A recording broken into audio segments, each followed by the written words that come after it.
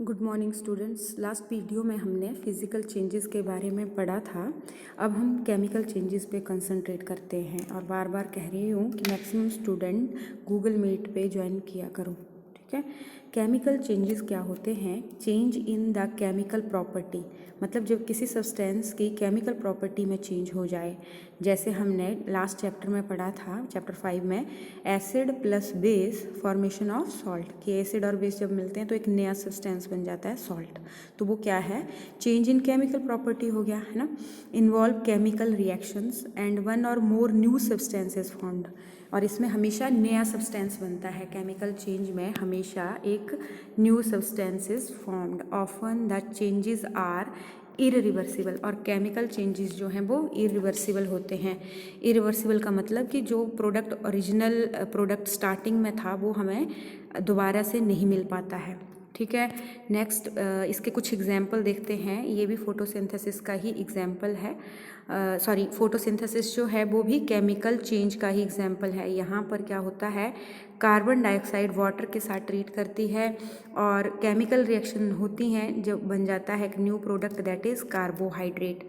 तो carbon dioxide और water के मिलने से जब नया प्रोडक्ट बना तो उसको हमने कार्बोहाइड्रेट कहा। इसलिए ये जो फोटोसिंथेसिस की रिएक्शन है इसको हम क्या कहेंगे, ये एक केमिकल चेंज है। फिर डाइजेशन में भी क्या होता है, कॉम्प्लेक्स फूड सब्सटेंसेस से सिंपल फूड सब्सटेंसेस बनते हैं जब डाइजेशन होती है। जैसे कार्बोहाइड्रेट डाइजेस्ट करके सिंपल शुगर बनाता है, प्रोटीन डाइजेस्ट करके अमीनो एसिड्स बनाते हैं, फैट्स डाइजेस्ट करके फैटी एसिड और ग्लिसरॉल बनाते हैं, ठीक है।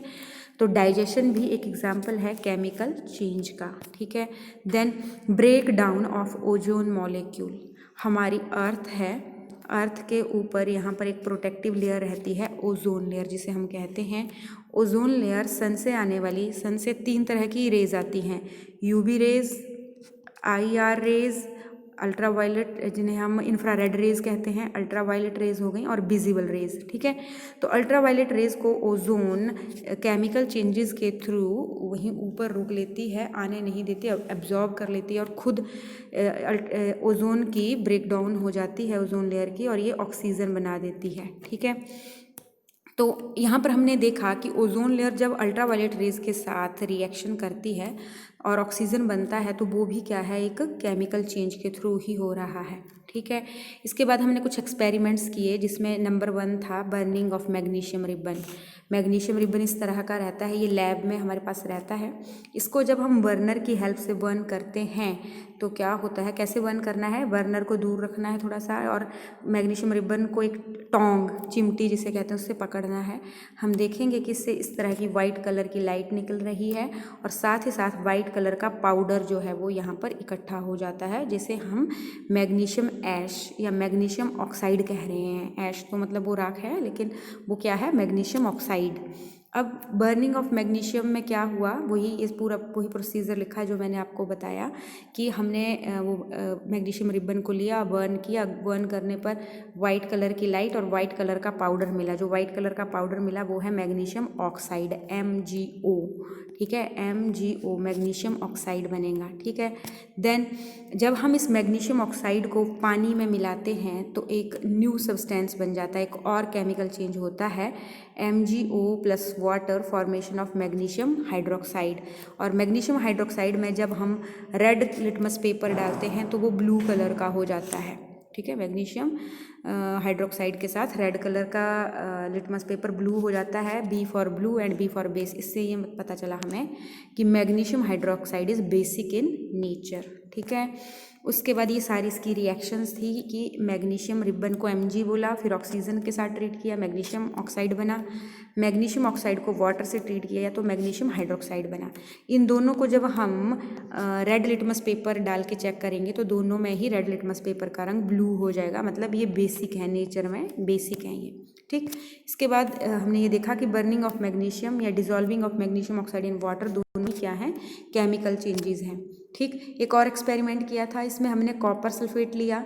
कॉपर सल्फेट का अपना रंग होता है ग्रीन, ये सेम ही है। यहाँ पर हमने क्या किया था, इस केस में हमने ब्लेड लिया है और इस केस में हमने कील ली है। दोनों में सेम रिएक्शन हो रही है कि ब्लू कलर का सॉल्यूशन है कॉपर सल्फेट जिसे हम बोलते हैं, इसमें हमने आयरन का ऑब्जेक्ट जब कोई डाला, जैसे मान लो ये आयरन का कोई टुकड़ा डाल दिया या ब्लेड डाल दिया, फिर क्या होगा कि धीरे धीरे iron plus copper sulphate CuSO4 plus Fe means iron, reaction होगी, Fe चला जाएगा यहाँ पर और ये बन जाएगा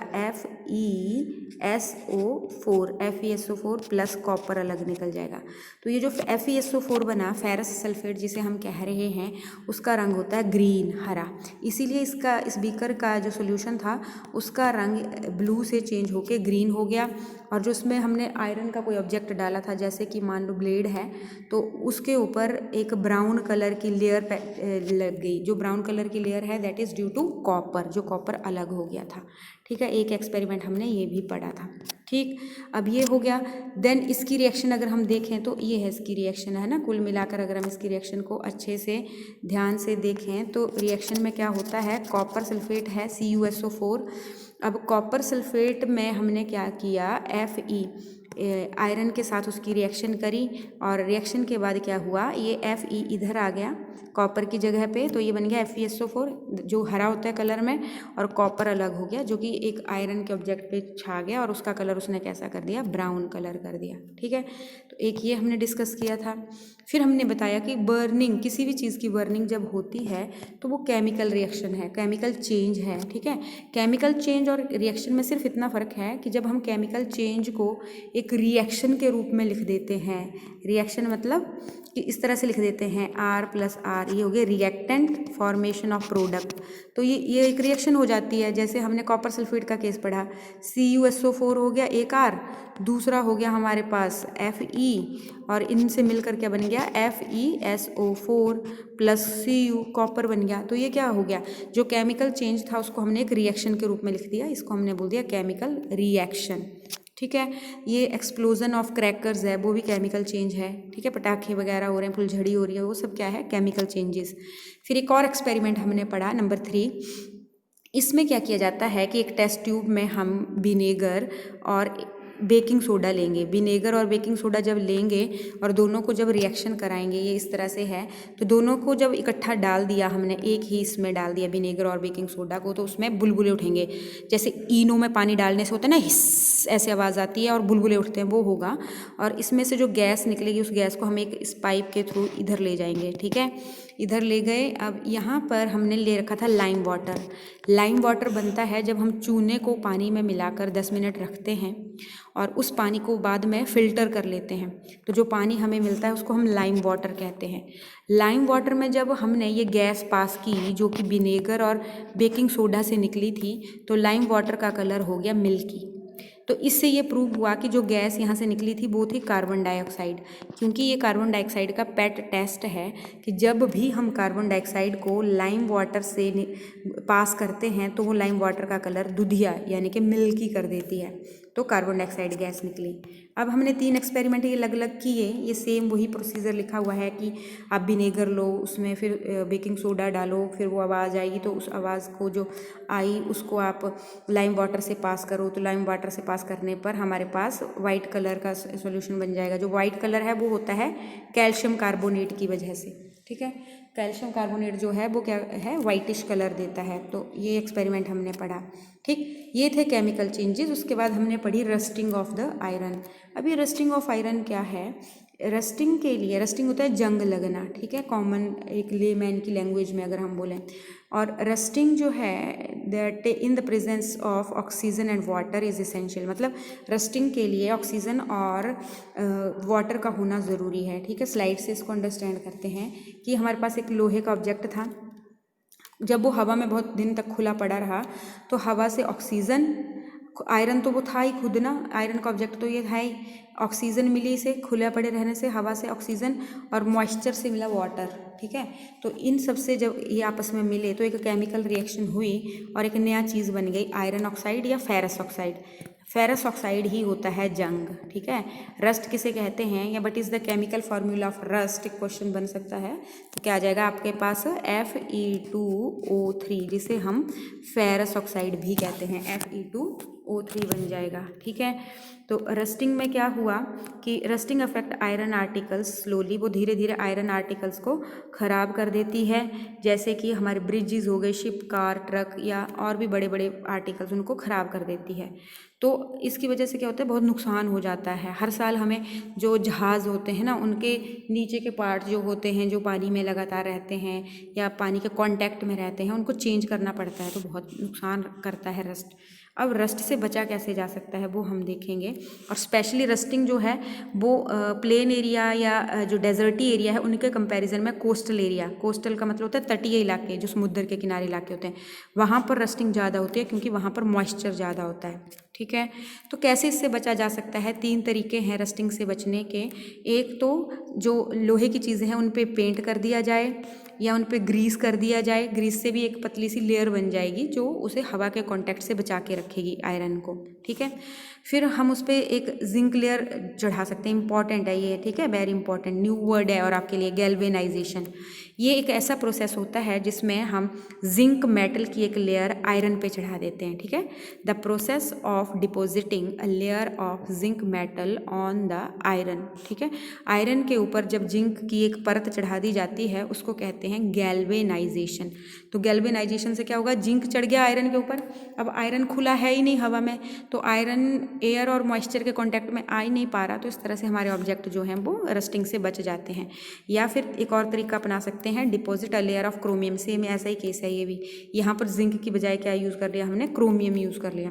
क्रोमियम मेटल को यूज़ करके भी आयरन को बचाया जा सकता है, ठीक है। फिर हमने पढ़ा कि केमिकल चेंजेस जो होते हैं उनमें या तो हीट निकलती है, लाइट निकलती है, या साउंड निकलती है। जैसे कि वो विनेगर और बेकिंग सोडा मिलाया तो हिस की आवाज़ आई, साउंड निकलती है। स्मेल में चेंज हो जाते हैं, जैसे सर आजकल बरसात है तो रेनी सीजन में क्या होता है, हम फूड प्रोडक्ट को अगर खुला रहने दें 2-3 दिन तक तो वो ख़राब हो जाता है और उससे रॉटन स्मेल, बैड स्मेल, एक फॉल स्मेल सी आना शुरू हो जाती है ना, वो भी केमिकल चेंज है।